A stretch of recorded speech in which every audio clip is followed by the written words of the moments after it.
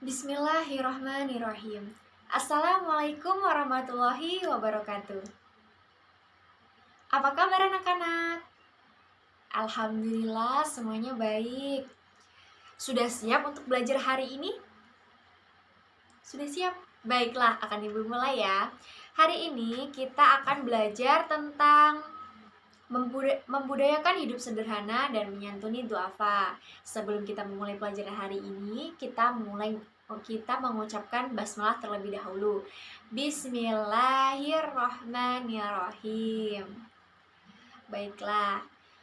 Pertama, Ibu akan membacakan tujuan pembelajaran kita. Adapun tujuannya di antaranya, yang pertama, siswa mampu membaca dan menghafal ayat-ayat dan hadis yang berkaitan dengan pola hidup sederhana dan perintah menyantuni duafa. Yang kedua, siswa mampu menerjemahkan ayat-ayat dan hadis tentang pola hidup sederhana dan menyantuni kaum duafa. Yang ketiga, siswa mampu menjelaskan ayat-ayat dan hadis tentang pola hidup sederhana dan menyantuni para duafa. Yang keempat, siswa mampu mengamalkan nilai-nilai yang terkandung di dalam ayat-ayat dan hadis tentang hidup sederhana dan menyantuni kaum duafa. Yang kelima, yang terakhir nih, siswa mampu mempengaruhi orang lain untuk mengamalkan ayat-ayat dan hadis tentang pola hidup sederhana dan menyantuni kaum duafa. Baiklah, apakah kalian sudah siap untuk belajar? Wah, semangat sekali. Baiklah, kita mulai ya. Baiklah, materi yang pertama adalah Quran Surah Al-Furqan ayat 67. Pertama, Ibu bacakan ayatnya terlebih dahulu ya. A'udzu billahi minasyaitonir rajim. Bismillahirrahmanirrahim.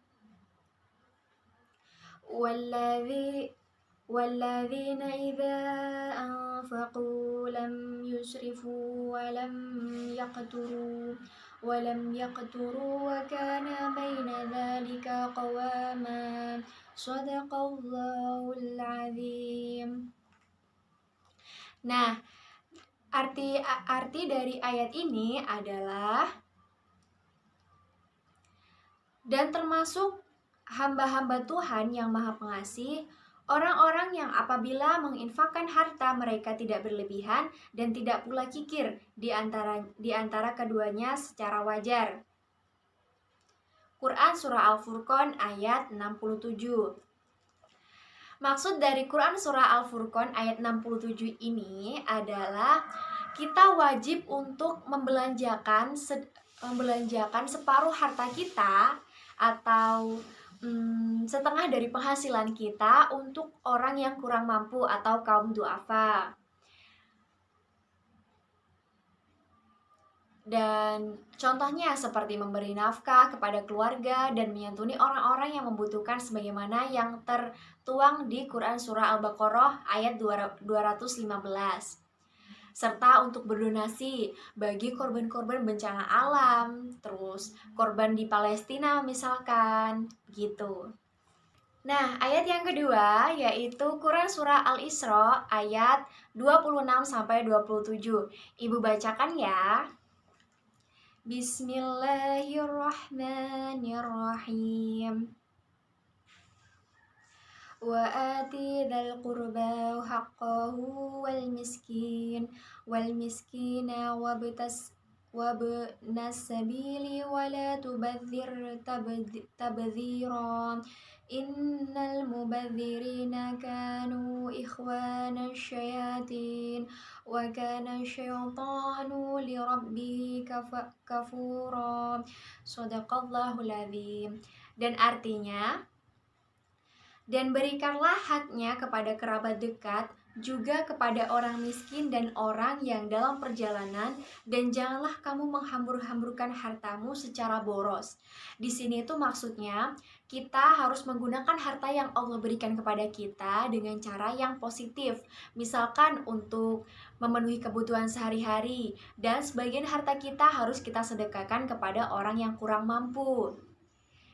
Arti ayat kedua, yang ayat ke-27, Sesungguhnya orang-orang yang pemboros itu adalah saudara setan, dan setan itu sangat ingkar kepada Tuhannya.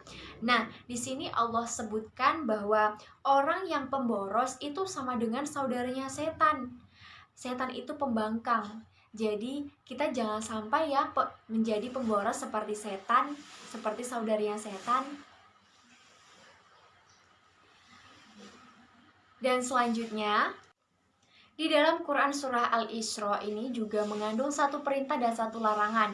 Perintahnya adalah mengeluarkan sebagian harta kita untuk orang-orang yang berhak menerimanya. Karena di dalam setiap harta yang kita miliki terdapat hak orang lain yang wajib kita berikan. Dan yang berupa larangannya itu adalah menghambur-hamburkan harta kita, begitu. Jadi jika kita memiliki harta, kita harus menggunakannya dengan bijak dan baik agar kita tidak termasuk dari saudaranya setan. Yang ketiga adalah Quran Surah Al-Isra ayat 29-30. Kita masih ada di Quran Surah Al-Isra. Ibu bacakan ya.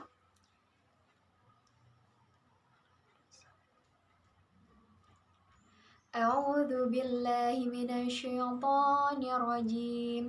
Bismillahirrahmanirrahim. Wala taj'al yadaka maghlulatan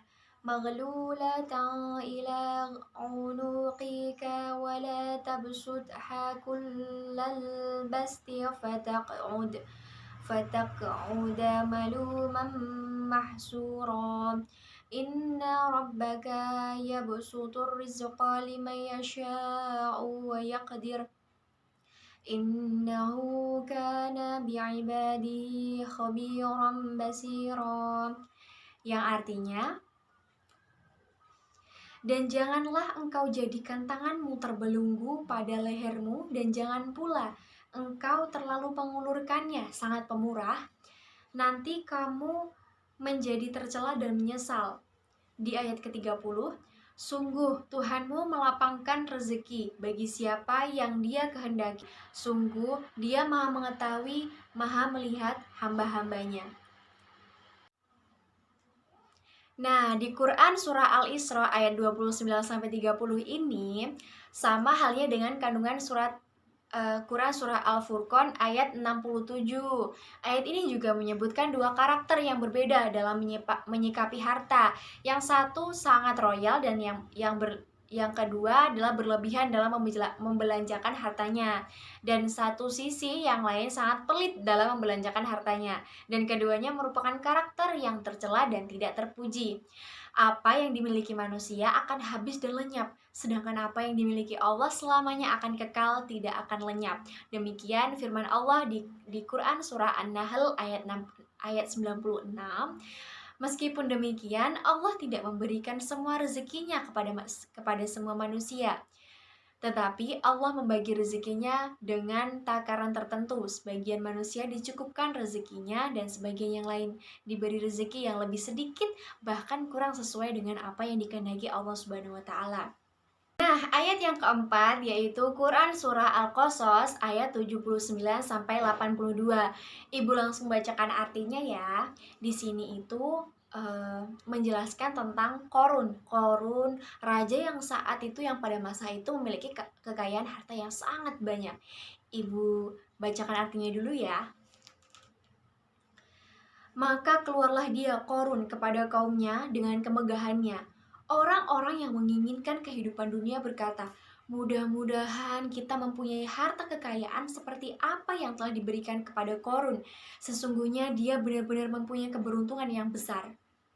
Di ayat ke-80, tetapi orang-orang yang dianugerahi ilmu berkata, celakalah kamu, ketahuilah, pahala Allah lebih baik bagi orang-orang yang beriman dan mengerjakan kebajikan, dan pahala yang besar itu hanya diperoleh oleh orang-orang yang sabar.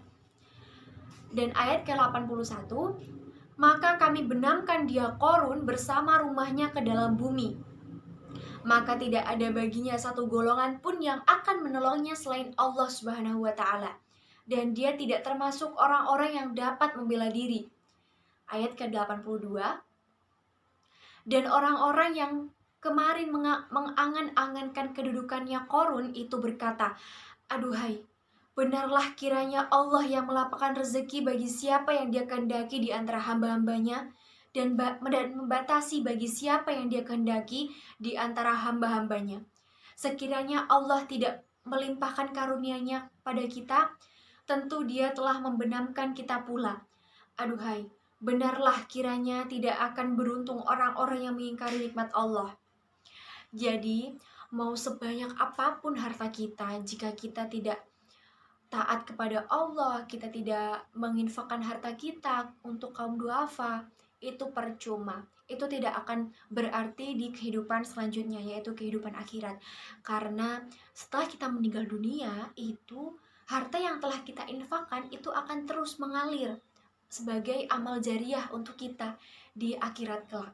Nah, itulah keempat Quran surah yang telah Ibu jelaskan. Ada yang ingin bertanya? Tidak ada. Baiklah, Ibu cukupkan materi hari ini sampai sini. Dan jangan lupa untuk terus belajar walaupun kalian sudah di rumah, ya.